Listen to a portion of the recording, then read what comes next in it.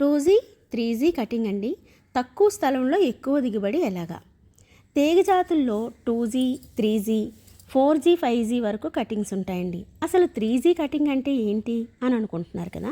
ఇప్పుడు నా మిద్దె తోటలో చక్కని దిగుబడి వస్తుంది అంటే కారణం ఈ 2G, 3G కటింగేనండి. అసలు జీ అంటే ఏంటి? జనరేషన్ అండి.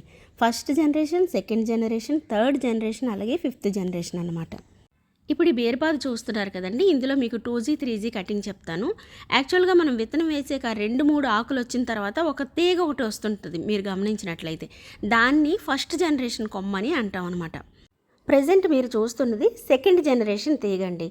ఇక్కడ కట్ చేసిన దాన్ని 2G కటింగ్ అని అంటాం అనమాట. అంటే సెకండ్ జనరేషన్ని మనం ఇక్కడ కట్ చేసేస్తున్నాం.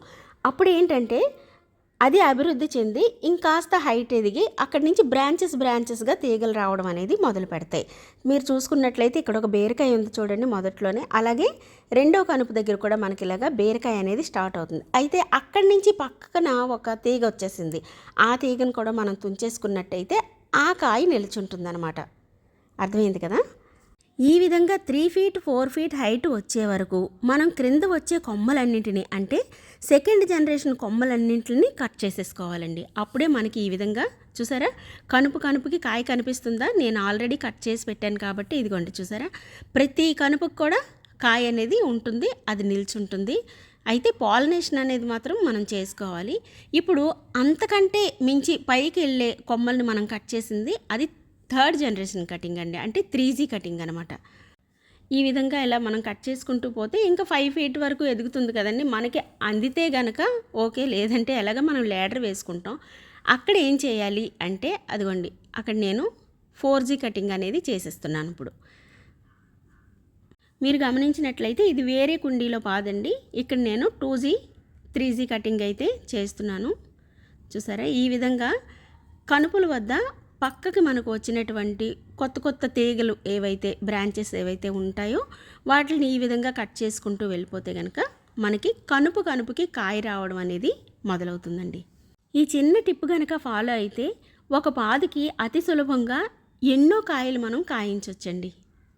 నెక్స్ట్ ఈ విధంగా పండిపోయిన ఆకులు కూడా ఎప్పటికప్పుడు మనం కట్ చేస్తూ ఉండాలి. లేదంటే ఆకులు ఎక్కువ ఉన్నా కూడా బలమంతా ఆకు తీసుకుంటుందండి. తీగ జాతికి మెయిన్ ప్రాబ్లం ఏంటంటే ఆకులు తుంచేస్తూ ఉంటేనే మనకి కాయకి బలం పెరిగి ఆ కాయ అనేది మనకి పంట వరకు వస్తుంది. లేదంటే పింజి దశలోనే రాలిపోతుంది అనమాట. ఇది ఆనప పాదండి. ఏ పాదుకైనా ఫస్ట్ మేల్ ఫ్లవర్స్ వచ్చి తర్వాత ఫిమేల్ ఫ్లవర్స్ వస్తాయి కదండి.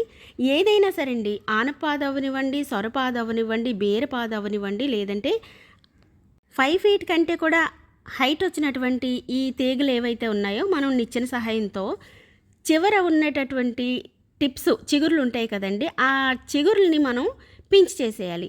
చేస్తే ఏమవుతుందంటే అక్కడి నుంచి 2 ఆడపువ్వులు స్టార్ట్ అయ్యి 2 కాయలు కాయడం అనేది మొదలవుతుంది. సో ఈ విధంగా మనం మంచి పంటనైతే దిగుబడి చేసుకోవచ్చండి. పూల మొక్కలు మనం ఎటు వేస్తాం కాబట్టి పాలినేటర్స్ వస్తాయి, అవి పాలినేషన్ చేసుకుంటూ వెళ్ళిపోతాయి. అయినా కూడా మనం ఈవినింగ్ టైం వచ్చి పాలినేషన్ కనుక చేసామంటే కనుక చక్కటి దిగుబడి అయితే వస్తుందండి. ప్రతి కాయ కూడా రాలిపోకుండా నిల్చొని ఇలా మనకి చేతికి పంట అనేది వస్తుందండి. ఇప్పుడు అంతకన్నా మనకి ఏం కావాలి? తక్కువ స్థలంలో ఎక్కువ దిగుబడి. బాగుంది కదండి. So 2G, 3G, 4G, 5G cutting అంటే ఏంటో తెలియని వాళ్ళకి అర్థమైందే అనుకుంటాను. ఇంకా ఏమైనా డౌట్స్ ఉంటే కనుక మీరు కామెంట్ సెక్షన్లో కామెంట్ చేయండి, నేను మీకు డౌట్ క్లారిఫై చేస్తాను.